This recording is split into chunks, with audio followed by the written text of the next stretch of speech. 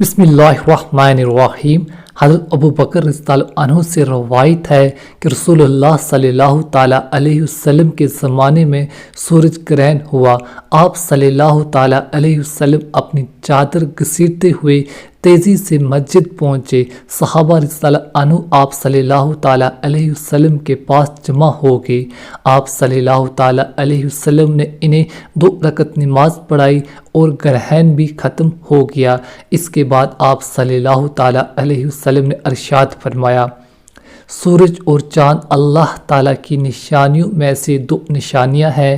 کسی کی موت کی وجہ سے یہ گرہن نہیں ہوتے، بلکہ زمین و آسمان کی دوسری مخلوقات کی طرح ان پر بھی اللہ تعالیٰ کا حکم چلتا ہے، اور ان کی روشنی و تاریکی اللہ تعالیٰ کے ہاتھ میں ہے۔